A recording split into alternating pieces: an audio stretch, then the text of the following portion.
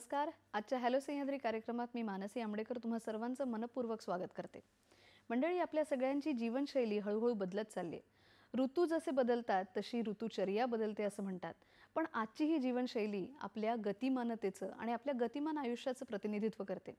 तंत्रज्ञानाच्या या प्रगतीमुळे त्याच्याशी जुळवून घेताना आणि स्पर्धेच्या युगामध्ये टिकून राहताना जीवनशैलीमध्ये खूप बदल झालेत आणि त्याच्यावर आधारित काही रोगांचा सामना सुद्धा आपल्याला करावा लागतोय. कर्करोग हा त्यापैकीच एक आजार आहे. शरीरातल्या पेशी पोखरणारा हा कर्करोग नक्की आपण कसा प्रतिबंधित करू शकतो आणि त्याचं प्राथमिक निदान कसं करू शकतो, त्याचबरोबर त्याच्यावर कुठल्या प्रकारचे आधुनिक उपचार करू शकतो, हे आज आपण आजच्या कार्यक्रमामध्ये जाणून घेणार आहोत. आजच्या कार्यक्रमाचा विषय पाहूया. आजच्या कार्यक्रमाचा विषय आहे कर्करोग, प्राथमिक निदान, आधुनिक उपचार आणि प्रतिबंध. या विषयावर मार्गदर्शन करण्यासाठी आज आपल्या स्टुडिओमध्ये आपल्यासोबत आहेत डॉक्टर संजय दुधाट. नमस्कार सर. नमस्कार. वरिष्ठ कॅन्सर सर्जन म्हणून ते कार्यरत आहेत आणि त्याचबरोबर इंडियन मेडिकल असोसिएशन या संस्थेचे ते माजी अध्यक्षसुद्धा आहेत. गेल्या जवळपास 35 वर्षांपासून कर्करोग या विषयावर ते स्वतः काम करत आहेत आणि अनेक रुग्णांना आतापर्यंत त्यांनी उपचार दिलेले आहेत यशस्वी. त्यामुळे आपण आता या विषयावरची माहिती त्यांच्याचकडून जाणून घेऊया. कर्करोग म्हणजे एका पेशीचं दुसऱ्या पेशीमध्ये अनियंत्रित होत जाणारा बदल, विभाजन. तर हे विभाजन, हा कर्करोग शरीरामध्ये कसा होतो आणि त्याची व्याप्ती काय आहे, साधारण काय सांगा? फार महत्त्वाचा प्रश्न आहे. आपण जर बघितलं, आज आपण 21व्या शतकात आहोत आणि विज्ञानाच्या प्रगतीमुळे मानवाने अतिशय सुंदर प्रगती केली हे आपल्याला ज्ञात आहेतच. काही आजारांवर सुद्धा मात केली आहे. पण कर्करोग हा नुसता शब्द जरी ऐकला तरी सर्वसामान्यांचा थरकाप उडतो. साहजिक आहे, कारण आपल्याला याविषयी असणारं अज्ञान, तसेच ज्ञान असूनही भीतीपोटी केलेलं दुर्लक्ष, तसेच आपल्याकडे असणारी सामाजिक व आर्थिक दुर्बलता ही त्याच्यामागची काही दडलेली कारणं आहेत. आणि या सर्वांमुळे या कर्करोगाचं प्राथमिक निदान न होता ते वरच्या टप्प्यात होतं आणि त्यामुळे कर्करोगापासून मृत्यू संभवतो. आणि या सगळ्या गोष्टींमुळे कर्करोग या शब्दाची भीती लोकांना बसली. आपण या चर्चेला सुरुवात करताना एक गोष्ट मी नमूद करू इच्छितो. पहिल्यांदा कर्करोग या शब्दाला आणि या रोगाला घाबरणं सोडून द्या. आपल्याकडे सध्या इतके सुंदर उपचार आहेत की प्राथमिक अवस्थेत स्टेज 1 स्टेज 2 मधले कर्करोग पूर्णतः बरे होतात आणि ॲडव्हान्स जरी झाले तरी आपल्याकडे त्याची सुंदर ट्रीटमेंट, इलाज अवेलेबल असल्यामुळे त्यांना आपण चांगली क्वालिटी ऑफ लाईफ म्हणजे जीवनातील गुणवत्ता आपण चांगली देऊ शकतो. त्याच्यामुळं कर्करोग म्हणून घाबरणे पहिल्यांदा बंद करा. त्याला झालं तर त्याचा ॲक्सेप्टन्स म्हणजे आपण तो ग्रेसफुली कसा ॲक्सेप्ट करता येईल आणि त्याला समर्थपणे तोंड कसं देता येईल, याचा सकारात्मकता हा शब्द या कॅन्सरमध्ये खूप महत्त्वाचा आहे. आणि ते जर पाळलं तर मला नाही वाटत आपण कर्करोगाला आपलं भीती तयार होईल आणि भीती नष्ट होणं गरजेचं आहे, तरच आपण कर्करोगाचा सामना करू.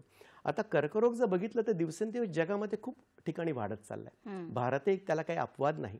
जगामध्ये साधारण 1.5 ते 2 कोटी नवीन रुग्ण आपल्याला बघायला मिळतात. त्याच्यापैकी जवळजवळ 90 लक्ष रुग्ण मरण पावतात. भारतामध्ये ऑन अन ॲव्हरेज 16 ते 18 लक्ष रुग्ण ऑफिशियल रजिस्ट्री आपल्याकडे बघायला मिळतात.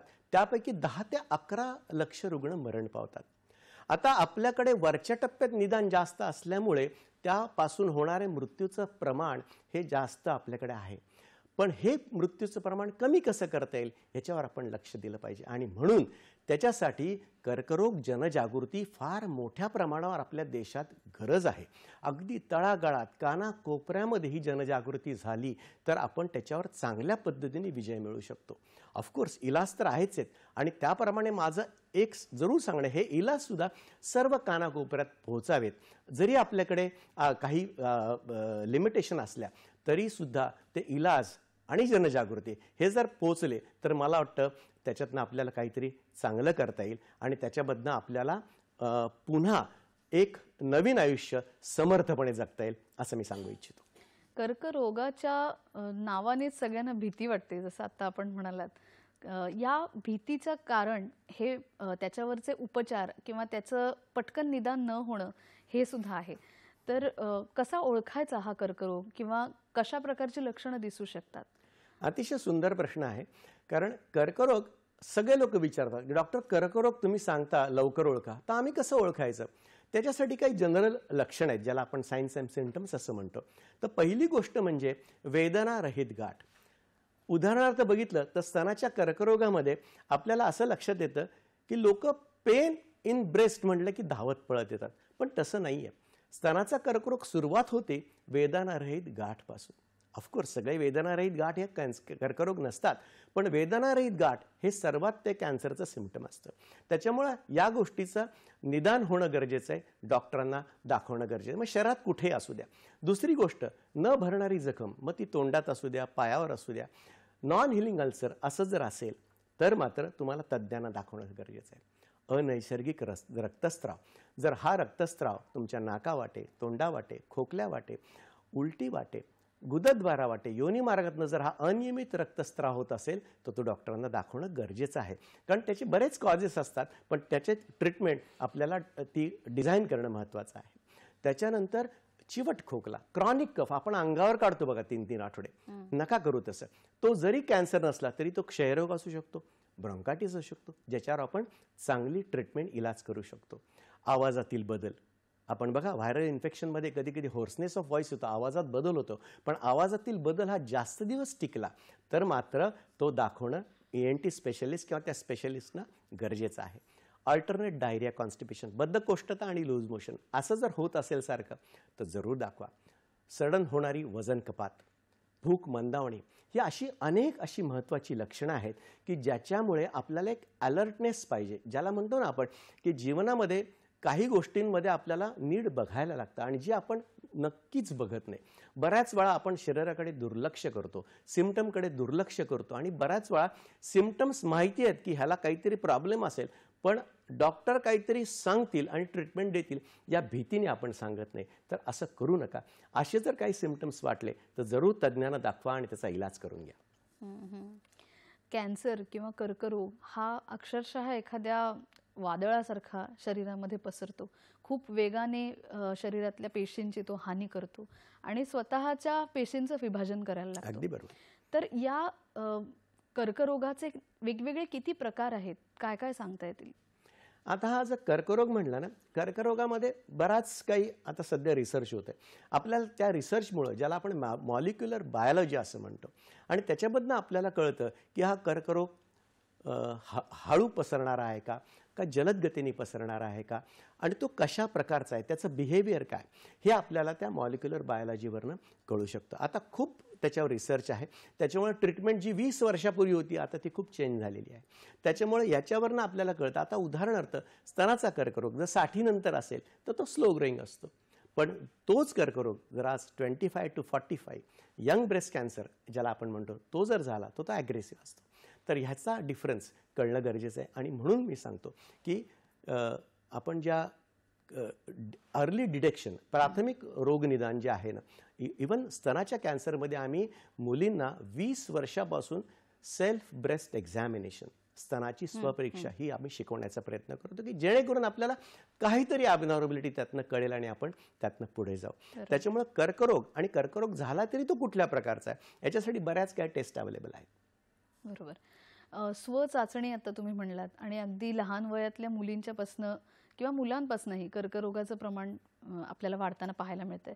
तर हे यंग पेशंट्स जे आहेत, म्हणजे जे खूप वयाच्या कमी टप्प्यामध्ये कर्करोगाचे बळी ठरलेले आहेत, तर हे सध्या प्रमाण किती प्रमाणात आहे आणि भारतामध्ये ते वाचवण्यासाठी किंवा ते कमी करण्यासाठी काय करता येऊ शकेल? अतिशय चांगला प्रश्न. आपण जर बघितलं तर 30 वर्षापूर्वी साधारणपणे 50 ते 60 वर्षानंतर स्तनाचा कर्करोग आपल्याला व्हायचा. म्हणजे एक स्तनाच्या कर्करोगाचं उदाहरण सांगतो. बरेच कॅन्सर आता यंग ह्याच्यामध्ये येत आहे, पण स्तनाचा कर्करोगाचं उदाहरण सांगितलं तुम्हाला जास्त पद्धतीने कळेल.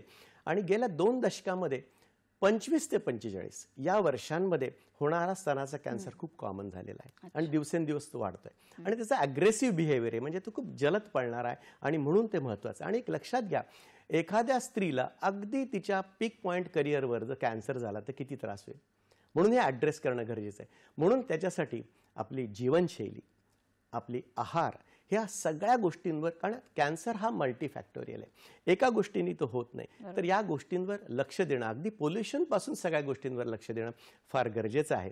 आणि हे जर कॅन्सर आपल्याला जर प्रिव्हेंट करता आले, नथिंग लाईक इट, पण अगदीच प्रिव्हेंट नाही करता आले तर आपल्याला लवकर तरी त्याचं निदान करता येईल, हे महत्त्वाचं. आता जेनेटिक म्युटेशन हा एक नावाचा प्रकार यंग ब्रेस्ट कॅन्सरमध्ये आपल्याला खूप वेळा दिसतो आणि बाकीच्या कॅन्सरमध्ये दिसतो.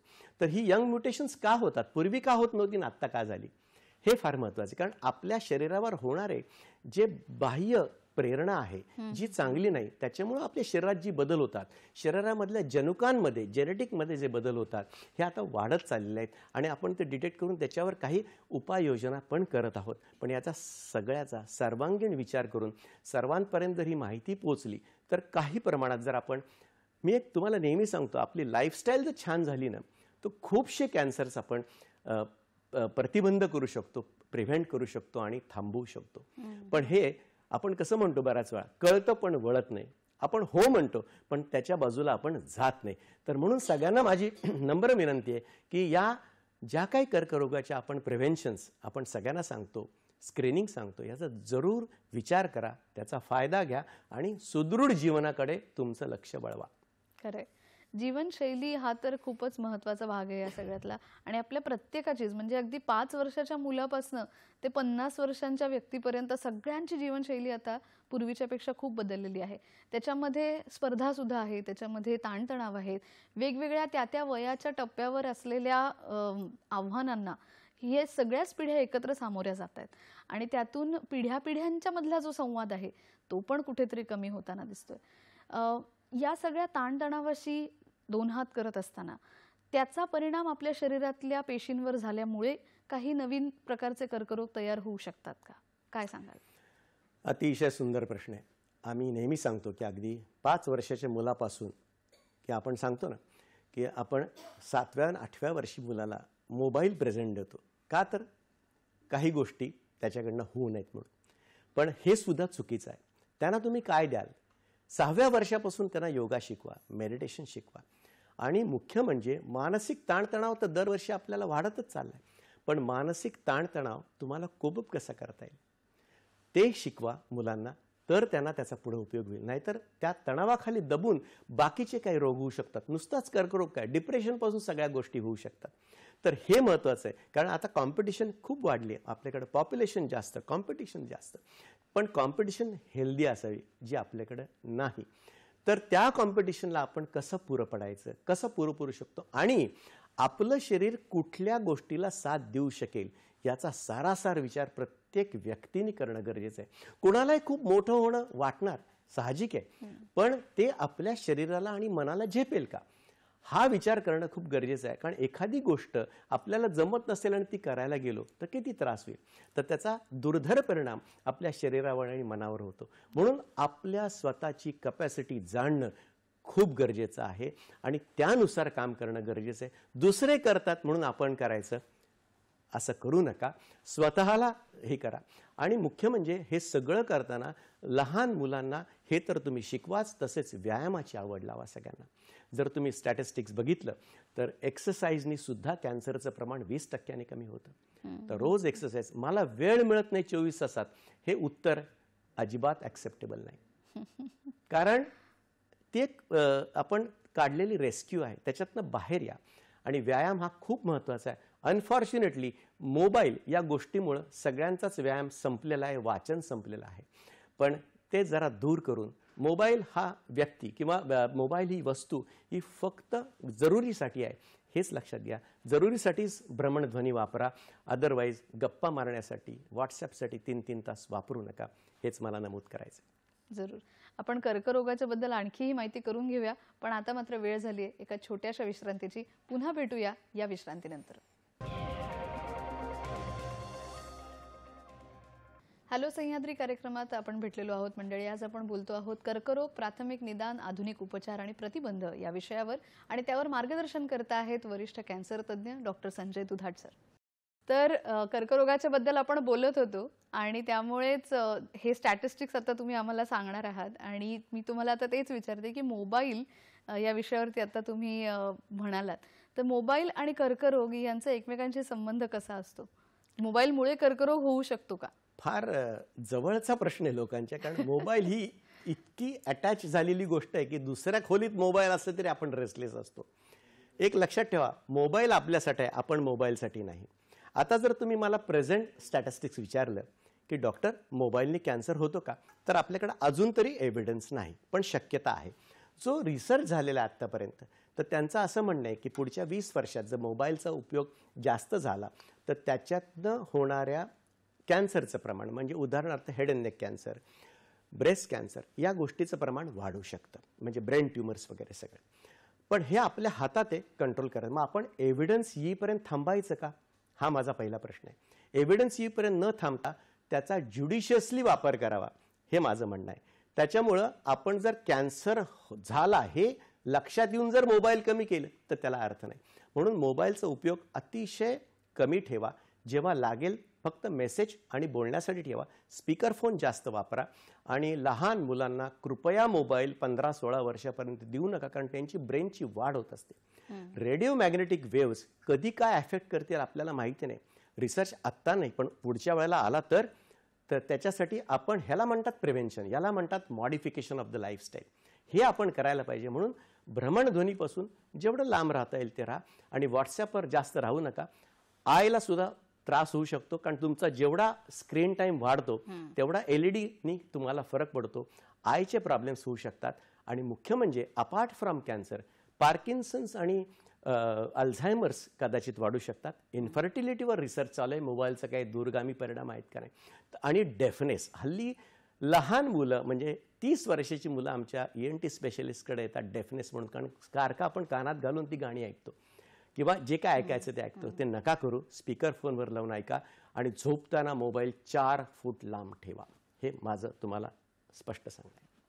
जसं मोबाईलच्या वापरामुळे कर्करोग होऊ शकतो किंवा त्याच्या रेडिओ मॅग्नेटिक वेव्हचा आपल्यावर परिणाम होऊ शकतो, तसे आपल्या आहारामध्ये सुद्धा काही कार्सिनोजेन्स आहेत ज्याच्यामुळे कर्करोगाचा धोका वाढतो. तर ते कोणते असू शकतात? बघा, तुम्ही 40 वर्षापूर्वी आपण घरचं अन्न खायचो, किती छान होतं बघा. कधीतरी इन्फेक्शन्स व्हायची? बिलकुल नाही. पण आता काय झालंय, त्याच्यासाठी बऱ्याच काही आउटलेट्स आलेली आहेत आणि त्याच्यामुळं जे काय होतं त्याचे परिणाम आपल्याला भोगायला लागतात. मग कुठला आहार चांगला? सकस आहार फार महत्त्वाचं, म्हणजे ज्याच्यामध्ये पालेभाज्या, फळभाज्या, प्रथिनं यांचा विस्तृतपणे आपण वापर करतो. ते तुमच्यासाठी अँटीऑक्सिडंट म्हणून वापरलं जातं आणि हे जास्त महत्त्वाचं. आणि बऱ्याच वेळा आपण लक्षात घेतो की कुठलं अन्न खावं आणि कुठलं खाऊ नये. तर महत्त्वाची गोष्ट म्हणजे एकतर घरातलं शिजवलेलं अन्न, हे सर्वात प्रेफरन्स. बाहेरच तुम्ही खा, पण ऑकेजनली किंवा क्वचित खा असं मी म्हणेन, पण शक्यतो नकोच. दुसरी गोष्ट म्हणजे ग्रीन लिफी व्हेजिटेबल्स. आपल्या क्रुसिफेरसमध्ये तुम्हाला ब्रोकोली, कॅबेज, नंतर फ्लावर अशा प्रकारच्या भाज्या तुम्ही खाऊ शकता की ज्याच्यामध्ये अँटीऑक्सिडंट आहे. फिश, जे फिश खात असतील त्याच्यामधनं आपल्याला ओमेगा 3 फॅटी ॲसिड्स मिळतं. आणि नट्स, लेग्युम्स अशा अनेक गोष्टी आहेत की ज्याच्यातनं तुम्हाला एक चांगलं एक प्रकारचं प्रोटेक्टिव्ह शरीरासाठी मिळू शकतं. प्रोबायोटिक्स, दही आणि ताकाचा वापर व्यवस्थित करा. आपल्या जेवणामध्ये लसणाच्या 4 पाकळ्या, टोमॅटो, कांदा आणि हळद याचा वापर व्यवस्थित असावा. अति जास्त नाही आणि अति कमी पण नाही. आता काय खाऊ नये हे तेवढंच महत्त्वाचं. तर deep fried foods, grilled foods avoid करा, कारण त्याच्यामधनं त्याचे दुष्परिणाम बघायला मिळतात. एनिथिंग विच इज प्रोसेस्ड, मग मीठ असू द्या किंवा आपले पदार्थ असू द्या, ते अवॉइड करा. मग पोर्क असू द्या, काही असू द्या, ते अवॉइड करा तुम्ही. त्याच्यानंतर तुम्ही साधारण इनफॅक्ट प्लास्टिकसुद्धा तुम्ही जे वापरता ते सुद्धा अवॉइड करा. आपल्याकडे प्लास्टिकवर बंदी आलेली आहे तरीसुद्धा आपण वापरतो. पण नागरिकांनी गव्हर्नमेंटला सपोर्ट करणं गरजेचं आहे असं मला जरूर वाटतं, कारण प्लास्टिकमध्ये सुद्धा कार्सिनोजन असतात. त्याचा पण बिस्फेनॉल ए म्हणून जो कार्सिनोजन आहे, कदाचित त्यांनी पण कर्करोग होण्याची शक्यता असते. फूड ॲडल्ट्री, फूडमध्ये असणारे वाईट पदार्थ त्यांनी सुद्धा आपल्या शरीरावर दुष्परिणाम होतो. त्याच्यानंतर फास्ट फूड आपण जे आता सध्या घेतो त्याचा उपयोग काय असतो माहिती आहे ना, फक्त पटकन तुमची भूक भागते, पण त्याच्यातनं काही मिळत नाही, कारण ते प्रिझर्व फूड असतात. तर तुम्हाला त्याच्यातनं चांगला जो अन्नांश मिळेल ना, त्याच्यात तुम्ही जे काही चांगलं व्हाल. आपलं एम काय की बॉडी सुदृढ ठेवायची आणि आपल्याला आजारपण पाहिजे का? नको आहे. तर मग त्याच्यासाठी या गोष्टी आणि त्याच्यासाठी आपल्या जिभेवर कंट्रोल असणं खूप गरजेचं आहे. अगदी. शलाका गाडगीळ आपल्याला प्रश्न विचारतात कल्याणहून. नमस्कार, तुमचा प्रश्न विचारा. हॅलो. नमस्कार. नमस्कार. मी शलाका गाडगीळ कल्याण प्रश्न विचारू इच्छिते की आता जे आपण सांगितलं की अगदी सत्य परिस्थिती आहे की कोणाचाही कॅन्सर झाला असं ऐकलं तर खरंच छातीत धस्स होतं. पण मला आता असं विचारायचं आहे की पहिल्या स्टेजला तुम्ही म्हणलात की कॅन्सर कळला तर त्याचं ऑपरेशन करून आपण तो काढू शकतो. बरोबर. नंतर जी केमोथेरपी घ्यावी लागते ती केमोथेरपी खरोखर जीवघेणी असते हो. त्यामुळे ती केमोथेरपी घेऊन तरी निदान हा कॅन्सर बरा होणार आहे का, म्हणजे गॅरंटेड बरा होणार का? आणि दुसरा प्रश्न माझा असा आहे की हा अनुवंशिक आहे का? अतिशय सुंदर प्रश्न. तुम्ही एका याच्या 3 प्रश्नांना हे घातलेलं आहे. तर तुम्हाला पहिलं उत्तर देतो. कॅन्सर स्टेज 1 मध्ये बरा होतो आणि बऱ्याच वेळा कॅन्सर स्टेज 1 मध्ये असताना किमोथेरपी लागत नाही. किमोथेरपी स्टेज 2 ऑनवर्ड्स लागते. त्याला काही क्रायटेरिया असतात. पण किमोथेरपी सुद्धा आपण जर व्यवस्थित काउन्सिल केलं पेशंटला आणि जर त्यांना तयार केलं तर या ड्रगनी तुमची क्युअर रेट्स वाढतात. आणि तुम्ही जे म्हटलात की गॅरंटेड होतं का, एक लक्षात ठेवा, या विश्वामध्ये गॅरंटी असा काही प्रकार नसतो. आपल्याला भूकंप होणार नाही त्याची गॅरंटी देऊ शकतो का? आपण नाही देऊ शकत. तर तसाच हा प्रकार आहे. पण खूप अंशी कर्करोग किमोथेरपी ॲडिशनने आपण बरा करू शकतो. ऑफकोर्स त्याच्यावर आता रिसर्च पण चालू आहे की किमोथेरपी सोडून आपल्याला पुढे काय करता येईल. 2050 मध्ये हीच ट्रीटमेंट तुम्हाला वेगळी दिसेल. हा तुमचा दुसरा प्रश्न. तिसरा प्रश्न मला वाटतं तुम्ही सांगितलं की एवढा सगळा कॅन्सर होऊन त्याचे साईड इफेक्ट्स आपण कसे हे करू शकतो. तर साईड इफेक्ट जे आहेत तर ते आपण त्याच्यासाठी अँटीडोट्स पण चांगले आहेत. आता तुम्ही बघा किमोथेरपीमध्ये व्हॉमिटिंग इज अनहर्ड ऑफ. आता ऑलमोस्ट नाहीये. केस जातात, कल्पना आहे मला त्याची. आम्ही त्यांना विग देतो. आम्ही बराच रिसर्च करून सुद्धा केस गळणं थांबवू शकलो नाही. हरकत नाही, पण ते थांबल्यानंतर किमोथेरपी थांबल्यानंतर पहिल्यापेक्षाही सुंदर येतात. हे पण आम्ही लोकांना सांगू इच्छितो. त्याच्यामुळं कर्करोग या बाबतीत तुम्ही जागरूक राहा आणि लवकर निदानाचा प्रयत्न करा. अगदी. त्यांचा असाही प्रश्न होता की हा अनुवंशिक असू शकतो का? काही कर्करोग अनुवंशिक आहेत. त्याच्यामध्ये स्तनाचा कर्करोग, बीजांडकोश म्हणजे ओव्हरीचा कर्करोग, मोठ्या आतड्याचा कर्करोग ज्याला आपण कोलॉन रेक्टल कॅन्सर असं म्हणतो, किडनी, लंग, हे सगळे अनुवंशिकतेमध्ये मोडतात. सगळे कर्करोग अनुवंशिक नक्कीच नाहीत. पण ज्यांना अनुवंशिकता आहे तर त्याच्यामध्ये फॅमिली मेंबर्स स्क्रीन करणं खूप गरजेचं आहे की त्यांच्यामध्ये होऊ नये किंवा त्यांच्यामध्ये डिटेक्ट व्हावा. ह्याच्यासाठी काही टेस्ट असतात. मग ब्रेस्ट कॅन्सरसाठी आहेत, कोलॉन कॅन्सरसाठी आहेत, आपण स्टूल एक्झामिनेशन करतो. अशा अनेक काही गोष्टी आहेत की ज्याच्याप्रमाणे आपण त्यांना मॉनिटर करतो. म्हणून आपण काय करतो, ही जी हाय रिस्क इंडिव्हिज्युअल्स आहेत की ज्यांना फॅमिली मेंबरमध्ये होण्याची शक्यता आहे तर त्यांना आपण व्यवस्थित स्क्रीन आणि मॉनिटर करतो. आणि जर मॉनिटर केलं आणि अर्ली डिटेक्शन केलं तर त्यांचा इलाज खूप छान होतो. म्हणून आता जेनेटिक काउन्सिलिंग, जनुकीय समुपदेशन असं ज्याला म्हणतो आपण, तर ते आता खूप वाढलंय. आणि जीन्स जे येतात, उदाहरणार्थ ब्रेस्ट कॅन्सरमध्ये, ओव्हेरियन कॅन्सरमध्ये BRCA1 BRCA2 नावाचे जीन म्युटेशन आपण बघतो. आणि ते जर असेल तर त्या इंडिव्हिज्युअलमध्ये आपल्याला कर्करोग होण्याची संभावना 90% पेक्षा जास्त असते. मग त्याच्यासाठी त्यांना स्क्रीन करून आणि त्यांचं 35 नंतर रिस्क रिडक्शन ऑपरेशन्स जे असतात की ज्यांनी तो संभावना कमी होते ते, किंवा काही टॅबलेट्स आहेत त्याच्यामध्ये, त्या पण आपण यूज करू शकतो आणि त्यांना त्याचं नॉलेज देऊ शकतो. पण लोकांनी त्याच्यासाठी पुढे येणं गरजेचं आहे आणि ब्रॉडली ॲक्सेप्ट करणं गरजेचं आहे की आपल्याला जेनेटिक प्रॉब्लेम्स आहेत तर काय करायचं. म्हणजे थोडक्यात जसं सुरुवातीपासून प्रत्येक गोष्टीकडे लक्ष देणं आवश्यक आहे, तसंच आपल्या स्वतःच्या कुटुंबातल्या काही लोकांना यापूर्वी काही आजार असे होते का हे माहीत करून घेणं पण आवश्यक आहे. अगदी आवश्यक. मला वाटतं लग्नाच्या क्षेत्रामध्ये किंवा जेव्हा त्याचा विचार केला जातो तेव्हा सुद्धा ही माहिती समोरच्यांपर्यंत पोहोचवणं आवश्यक आहे का? तुम्ही काय सांगाल याच्याबद्दल? आता हा अतिशय नाजूक प्रश्न आहे. आता कॅन्सरचा इन्सिडन्स आज जरी थोडासा कमी असला तरी 30 वर्षांनी खूप वाढणार आहे. म्हणजे इतका काही वाढेल असं आम्ही समजतो की मेट्रोमध्ये इट विल बी रॅम्पट. तर असं असताना आपण लग्न करताना जर हा विचार केला की फॅमिली मेंबर्समध्ये आहे म्हणून लग्न करायचं नाही असं होतं का? बिलकुल नाही. त्याच्या काही मेजर्स आहेत. आणि बऱ्याच वेळा आमच्याकडे अशा येतात गोष्टी की मुलगी आली आणि तिला ब्रेस्ट कॅन्सर होता, तिचं लग्न ठरलेलं होतं पण डिटेक्शन झाल्यानंतर लग्न मोडलं. अशा पण गोष्टी समोर येऊ शकतात. पण दोघांनाही आम्ही समजून सांगितलं आणि मी म्हटलं आपण ट्रीटमेंट करू, अर्ली कॅन्सर आहे तो बरा होईल आणि त्या दोघांनी परत लग्न केलं. हे आपण समाजाने आणि आजूबाजूच्या लोकांनी समजून सांगणं गरजेचं आहे. कारण एखाद्या व्यक्ती फॅमिलीमध्ये कॅन्सर असेल म्हणून तिथल्या व्यक्तीशी लग्न करायचं नाही असाही अर्थ होत नाही. कारण प्रत्येकाला तो होईलच असं नाही. कारण हे जर झालं तर it will be injustice on so many people.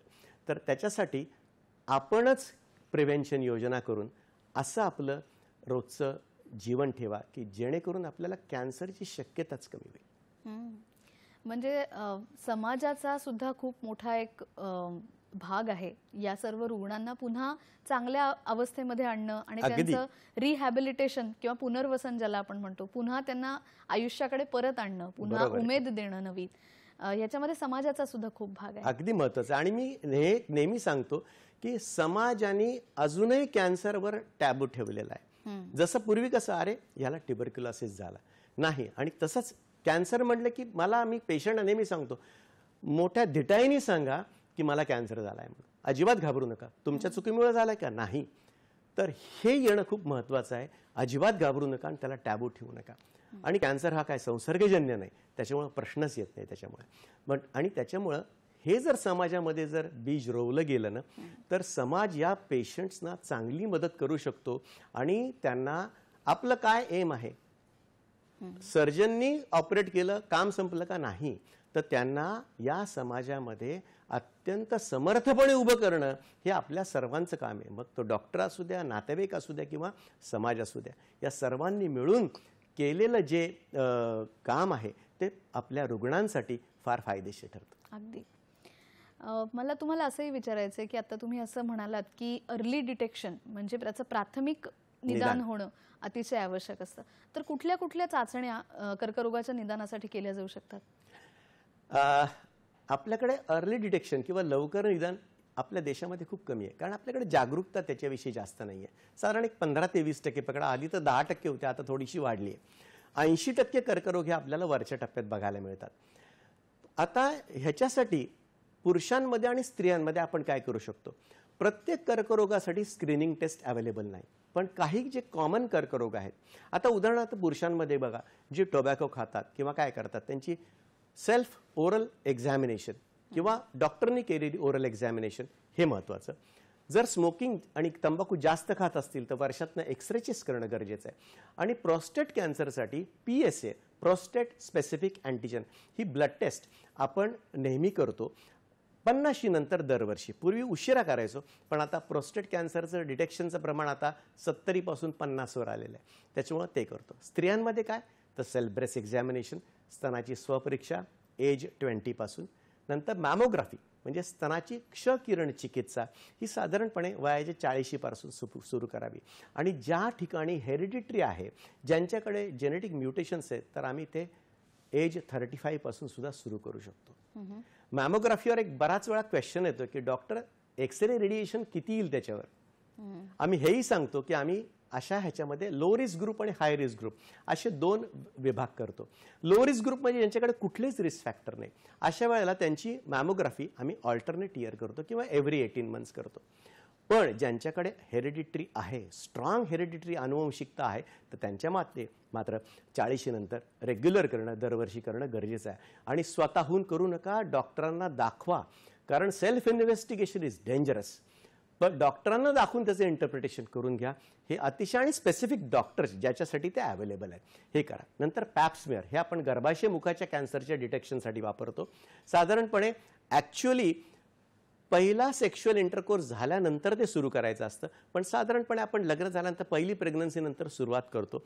दरवर्षी किंवा दर 2 वर्षातनं एकदा करतो, साधारण 65 पर्यंत करतो.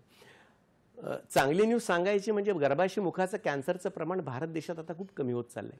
शहरात तर खूप कमी आहे, जे रुरल एरियामध्ये जास्त होतं ते पण कमी होत चाललंय.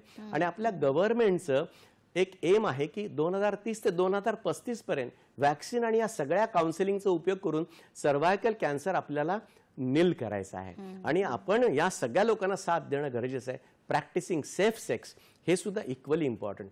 आणि चौथं sonography abdomen pelvis, of course international guideline नाही, पण तरी मी सांगतो 35 नंतर एकदा तरी करून घ्या, वर्षातनं एकदा. म्हणजे त्याच्यावरनं आपल्या लिव्हर, युट्रस, ओव्हरी यांचा एक अंदाज येतो. ऑफकोर्स त्याच्यामधनं खूप ग्रेट स्क्रीनिंग फॅसिलिटी मिळत नाही, पण बऱ्याच वेळा मला ते डाएटमध्ये सांगताना एक मुद्दा जरूर राहिला की आपण ऑड डाएट खाल्ल्यामुळं, फॅटी डाएट खाल्ल्यामुळं आपल्या लिव्हरमध्ये डॅमेज होण्याची शक्यता असते, ज्याला आपण फॅटी लिव्हर डिसीज किंवा नॅश, नॉन अल्कोहोलिक स्टियाटोहेपॅटायटिस, हे हल्ली आम्ही खूप बघतोय.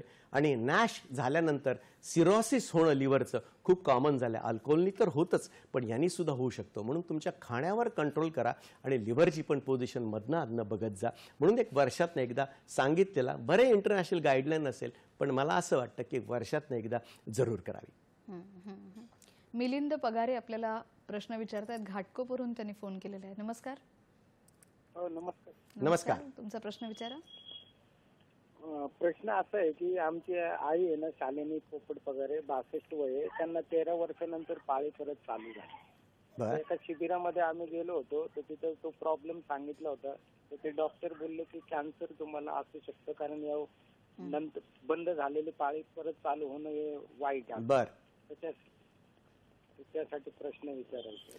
आता एक लक्षात घ्या, जेव्हा आपला मेनोपॉज होतो, पाळी थांबते, आणि जर 5 वर्षांनी जर योनी मार्गातनं रक्तस्राव झाला तर तो अत्यंत तज्ज्ञांना दाखवणं गरजेचं आहे. कारण त्याच्यामध्ये युट्राईन कॅन्सर, म्हणजे ज्याला आपण एंडोमेट्रियल कॅन्सर असं म्हणतो, ती होण्याची शक्यता जास्त आहे. आणि पोस्ट मेनोपॉझल या स्त्रियांमध्ये हल्ली फॅट आणि ओबेसिटी हा महत्त्वाचा प्रश्न अगदी समोर येतो. आणि त्याच्यामुळं, कारण ते फॅट कन्व्हर्जन होतं इस्ट्रोजनमध्ये, आणि it is an estrogen dependent cancer. त्याच्यामुळं या गोष्टीची शहानिशा करणं गरजेचं आहे. उत्तम सोनोग्राफी करावी. सोनोग्राफीमध्ये जर आपल्याला कळलं की युट्रसमध्ये थिकनेस जास्त आहे एंडोमेट्रियममध्ये, तर त्याची डायलेटेशन क्युरेटाज करतात आणि ते सॅम्पल तपासायला पाठवतात. आणि जर त्याच्यात कॅन्सर आला तरीसुद्धा तो अतिशय वेल क्युरेबल आणि वेल ट्रीटेबल आहे, हे लक्षात ठेवा. आणि बिलकुल घाबरू नका, त्याच्यापासून दूर पळू नका, इन्व्हेस्टिगेट करा.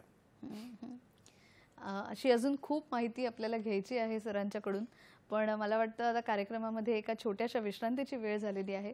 पुन्हा बोलूया एका छोट्याशा विश्रांतीनंतर.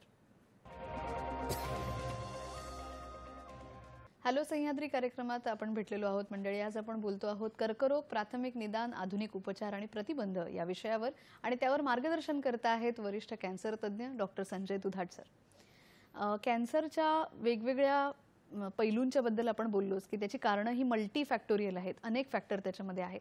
पण समाजाकडून त्यांच्या प्रती काहीतरी केलं जावं म्हणून समाजामध्ये जागरूकताही बरेच वर्षांपासून निर्माण होते, आणि अनेक स्वयंसेवी संस्था, त्याचबरोबर सेमी गव्हर्नमेंट ज्याला आपण म्हणतो तशा निमसरकारी खाजगी संस्थासुद्धा याच्यामध्ये खूप मोठं योगदान करत आहेत. तर कॅन्सर रुग्णांना या संस्था कशा प्रकारे मदत करू शकतात? आता एक लक्षात आलं का, कर्करोग आपण जेव्हा ट्रीटमेंट सगळी करतो, खर्चिक असते बऱ्यापैकी, त्याच्यामुळे बऱ्याचशा NGOज, ट्रस्ट हे उभे असतात त्यांच्या मदतीसाठी, आणि त्यांचं माहिती करून जरूर लाभ घ्यावा, अशी एक माझी तुम्हाला नम्र विनंती. फक्त तुम्हाला ते फाइंड आउट करायला लागेल काय आहे काय नाही. आता ही जी माहिती आहे आपल्याला, ही कशी मिळवता येते? आपल्याला जर तुम्ही बघितलं तर आपण 4 फेब्रुवारी हा वर्ल्ड कॅन्सर डे म्हणून आपण ऑब्झर्व करतो, साधारण ऑब्झर्व करतो. आणि त्याच्यामधनं आपल्याला कळतं की त्याचं एम असं आहे की आपण कॅन्सर कसा लवकर निदान करू आणि त्याच्यापासून होणारे मृत्यू कसे वाचवू शकू, हे त्यातलं मेन आहे जगामधलं. तर हे आपल्या भारत देशाला तर आणखी लागू होतं, कारण आपल्या देशात, आपला देश विकसनशील आहे, आणि या विकसनशील देशांमध्ये मृत्यूचं प्रमाण हे विकसित देशांपेक्षा जास्त आहे, आणि म्हणून ते होणं खूप गरजेचं आहे. आणि या गोष्टीसाठी वर्ल्ड कॅन्सर डे हा आपण ऑब्झर्व केला जातो, आणि त्याच्या नवीन नवीन थीम्स असतात. आणि या NGOज आहेत ना, त्या आपल्या ठिकठिकाणी प्रत्येक शहरांमध्ये आहेत की जे लोक ह्यांना मदत करू शकतात. खूप चांगल्या चांगल्या NGOज आहेत, पण ते तिथपर्यंत तुम्हाला पोहोचायला लागेल आणि माहिती करून घ्यायला लागेल. पुण्याहून मंगल आपटे आपल्याला प्रश्न विचारतायत. नमस्कार. हॅलो. नमस्कार, तुमचा प्रश्न विचारा.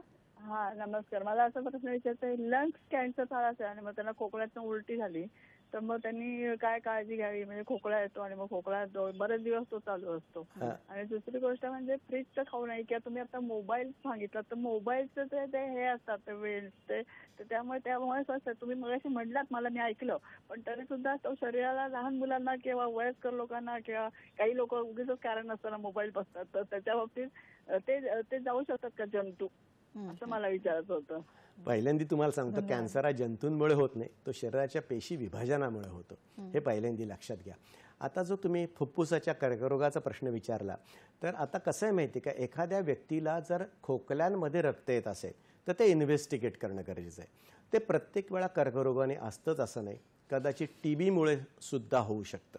त्याच्यामुळं चांगल्या चेस्ट फिजिशियनला तुमचा पेशंट दाखवून घ्या आणि त्यानुसार तुम्ही पुढच्या चाचण्या करा आणि मग त्याच्यानंतर तुम्हाला निदान करता येईल की ते खोकल्यातनं रक्त येते ते कुठून येते. नंबर 1. नंबर 2, मोबाईलवर जो प्रश्न विचारला तो तुम्हाला मी अगदी क्लिअर सांगितला की मोबाईलचे दूरगामी परिणाम चांगले नाहीत, तर त्याच्यामुळे जेवढा कमी वापरता येईल तेवढा वापरा. आणि हेही मी तुम्हाला सांगितलं, माझ्यासमोर आता कॅन्सरचा एव्हिडन्स नाही आहे स्टॅटिस्टिक्सप्रमाणे, पण तरीसुद्धा आपण त्याची वाट बघण्यापेक्षा जितका आपल्याला कमीत कमी यूज करता येईल तसा तो करावा. लहान मुलांना तर शक्यतो न देण्याचा प्रयत्न करावा, अशी आपली सर्वांना नम्र विनंती. कारण आपण त्याच्यामध्ये दिवसभरातले 6 तास त्याच्यात घालवतो, हे योग्य नाही. ते 6 तास तुमच्या क्रिएटिव्हिटीमध्ये वाढवा. मग कुठलाही सामान्य माणूस असू नाही तर कोणी असू द्या, चांगलं काहीतरी त्याच्यातनं करा, हे मला महत्त्वाचं आहे. फ्रीजमधलं अन्न खाल्ल्यामुळे किंवा ओव्हनमधलं अन्न खाल्ल्यामुळे कॅन्सर होऊ शकतो का, असाही त्यांचा एक प्रश्न होता. तर ह्याच्याबद्दल काय सांगाल? हे दोन्ही प्रश्न आपल्याकडं अनुत्तरित आहेत, कारण त्याच्यावर अजून रिसर्च नाही, एव्हिडन्स नाही. पण नेहमी सांगतो, शिळं अन्न आपण शक्यता अवॉइड करावं किंवा मोजकंच अन्न त्या दिवशी करावं. ते 2 दिवसानंतर खाऊ नये. शिळ्या अन्नाची न्यूट्रिटिव्ह व्हॅल्यू कमी होते. आणि ओव्हन, मायक्रोवेव्ह असे बरेच प्रश्न आम्हाला विचारले जातात, पण आपल्याकडे डेटा नाही. पण शक्यतो आपल्याकडे जर गरम करायचं असेल तर गॅस असतो आपल्या शेगडीवर, जर गरम केलं तर ते जास्त संयुक्तिक आहे मायक्रोवेव्हपेक्षा.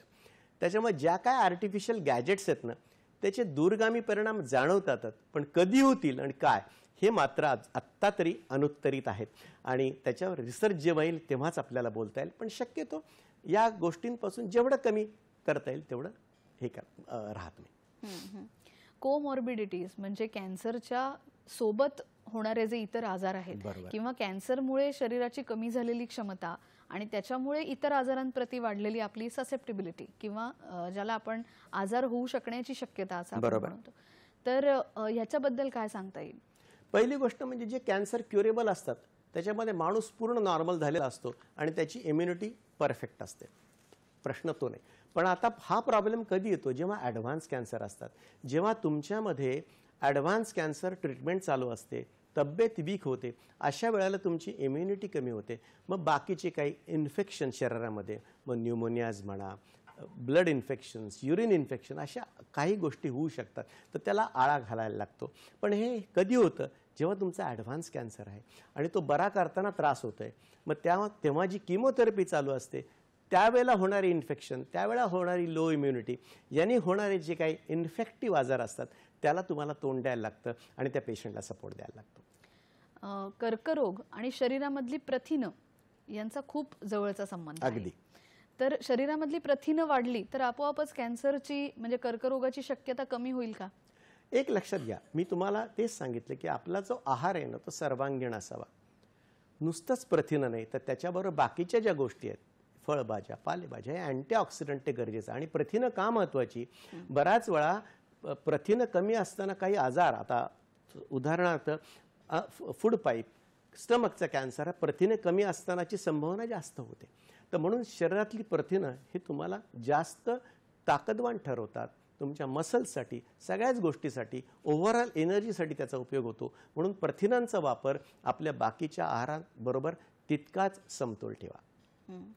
समतोल आहार आणि वेगवेगळ्या प्रतिबंधात्मक उपायांच्या बद्दल तर आपण बोललोच आहे, पण जे याच्यामधनं बरे झालेले रुग्ण आहेत त्यांची मानसिक उमेद पुन्हा वाढवणं आणि आयुष्याप्रती परत येण्यासाठीची त्यांची मानसिक अवस्था तयार करणं, याच्यासाठी जी सपोर्ट सिस्टीम आहे, या सपोर्ट सिस्टीममधले म्हणजे त्यांना ट्रीटमेंट करणारे डॉक्टर हा एक महत्त्वाचा भाग असतो. पण त्याचबरोबर जी आजूबाजूला राहणारी लोक आहेत तर त्यांनी ह्या रुग्णांना कशा प्रकारे आधार द्यावा? फार सुंदर प्रश्न आहे. मला नेहमी वाटतं की कर्करोग रुग्ण आणि मानसिकता हा अतिशय महत्त्वाचा विषय. नुसताच कर्करोग रुग्ण ट्रीटमेंट करून उपयोग होत नाही, तर त्याला तुम्ही सर्वार्थाने कसं ट्रीट कराल हा महत्त्वाचा प्रश्न आहे. जेव्हा तुमच्या घरामध्ये कर्करोगाचा रुग्ण तयार होतो तेव्हा रुग्णाचं आणि तसेच नातेवाईकांचं मानसिक खच्चीकरण झालेलं असतं. तर त्याच्यातून तुम्ही कसं बाहेर काढाल, त्यांना तुम्ही काही गोष्टी उत्साहवर्धक कशा सांगाल, म्हणून आम्ही बराच वेळा काउन्सिलर, आयदर स्वतः काउन्सिल किंवा काउन्सिलर हा एक अतिशय सुंदर ब्रँच पुढे आलेली आहे, त्यांना काउन्सिल करून आम्ही पुढे आणतो की जेणेकरून त्यांच्या मनाची उमेद वाढेल. आता एक लक्षात घ्या, त्यांना आपल्याला हे सांगणं खूप गरजेचं असतं बऱ्याच वेळा की जीवन हे फार महत्त्वाचं आहे. जीवनात प्रत्येक वेळा आपल्याला हव्या तशा गोष्टी घडतातच असं नव्हे, पण किती जगायचं ह्याच्यापेक्षा कसं जगायचं, क्वालिटी ऑफ लाईफ हे सर्वात महत्त्वाचं. म्हणून एखादं संकट मग कुठलंही असू द्या, त्याचा समर्थपणे मुकाबला कसा करता येईल हे महत्त्वाचं. आणि सगळ्यात महत्त्वाचं म्हणजे जी काय आपत्ती येते ती ग्रेसफुली तुम्ही कशी ॲक्सेप्ट करताय. म्हणून तुम्ही दाखवलेला प्रचंड संयम जो आपल्याकडे फार कमी आहे सध्या. Number 2, acceptance of odds with grace. आणि तिसरी गोष्ट म्हणजे बरी होण्याची जिद्द, ती कधी सोडायची नाही. आणि वारंवार हे काउन्सिलिंग घेतल्यानंतर जी तुम्हाला उमेद येते, तुम्ही डॉक्टरांना दिलेलं सहकार्य, याच्यातनं तुम्ही बाहेर येऊ शकता. म्हणून जी परिस्थिती आपण बदलू शकत नाही ती स्वीकारायची, आणि जी परिस्थिती आपण बदलू शकतो ती बदलण्याचं धैर्य, या 2 गोष्टी रुग्ण आणि नातेवाईक यांनी समजून घेतल्या पाहिजेत. आणि हे जेव्हा लक्षात येतं तेव्हा तुमची सकारात्मकता वाढते आणि मी पूर्ण बरा होणार, बरी होणार, आणि या विचारांनी तुम्ही त्या कर्करोगाच्या विजयपथावर जाता. हे सर्वात जास्त महत्त्वाचं. बदलत्या काळानुसार कर्करोगांचं स्वरूप सुद्धा बदलत चाललेलं आहे आणि त्याच्यामुळे काही वेळा असं होतं की आर्थिक बाजू त्याच्यामध्ये असलेली जी आवश्यक असते तितकं पाठबळ न मिळाल्यामुळे काही रुग्ण उपचारमध्ये सोडून जातात.